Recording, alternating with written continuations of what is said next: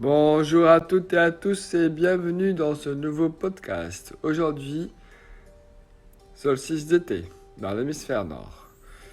C'est le jour le plus long de l'année. Il incarne l'arrivée de l'été, l'apogée des beaux jours. Cette ancienne fête tire son origine des Slaves qui louaient le dieu païen Kupalo. Il était d'usage de se lever ensemble à l'aube, puis d'organiser toute la journée des festins, des promenades et de nager dans les étangs, d'allumer des feux de joie. Comment passer cette journée? Essayez de vous entourer de soleil. Le matin, faites de la gymnastique ou du yoga et pratiquez la salutation du soleil. Faites-en sorte de prendre votre petit déjeuner exposé au soleil.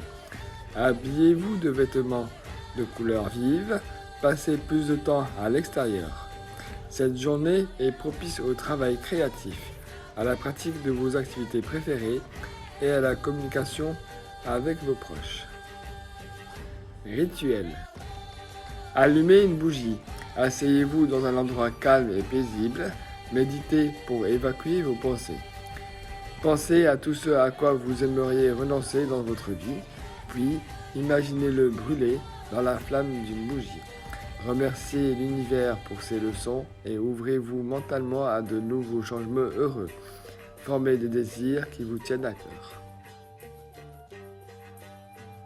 Pour mes amis habitant dans l'hémisphère sud, c'est le solstice d'hiver. Cette fête marque le jour le plus court et la nuit la plus longue de l'année. Depuis les temps anciens, elle est perçue comme le premier pas vers la renaissance, l'entrée dans un nouveau cycle de vie, la voie vers le soleil et le bonheur. Pendant cette période, les Slaves des temps anciens célébraient la fête de Kouliada, la rencontre de l'hiver et la liesse du jour grandissant et sa victoire sur la longue nuit noire. Les gens allumaient des feux de joie, montaient de riches banquets et sortaient chanter la nuit. Comme tous les êtres vivants de la nature, nous nous préparons à un renouveau, en commençant à accumuler une énergie créative positive. Par conséquent, la fête doit être tenue dans la bonne humeur, sans querelle, insulte ou tristesse. La faim n'y a pas non plus sa place. Au contraire, régalez-vous avec quelque chose de savoureux. Tenez compte du fait qu'aujourd'hui, vous allez renoncer à tout ce qui est devenu obsolète.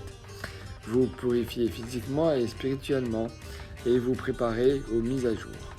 Prenez un bain chaud avec du sel marin, détendez-vous, imaginez la façon dont l'eau et le sel emportent tous vos problèmes et votre négativité. Passez une soirée avec votre famille ou seul avec vous-même dans la pratique spirituelle, à méditer et à faire quelques-unes de vos activités préférées. Rituel.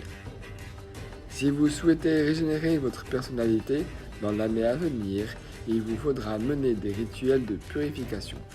Procédez à un nettoyage à l'eau chez vous, débarrassez-vous des choses anciennes et inutiles et faites le ménage. Vous pouvez allumer de l'encens, éclairer tous les coins de la maison à la flamme d'une bougie. Ce jour-là, il est conseillé de se réveiller à l'aube, de prendre une douche rafraîchissante et de se dédier à des pratiques spirituelles.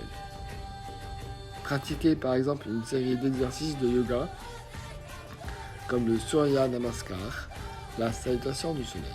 Il est bon en augure de lire ou d'écouter des mantras dédiés au soleil.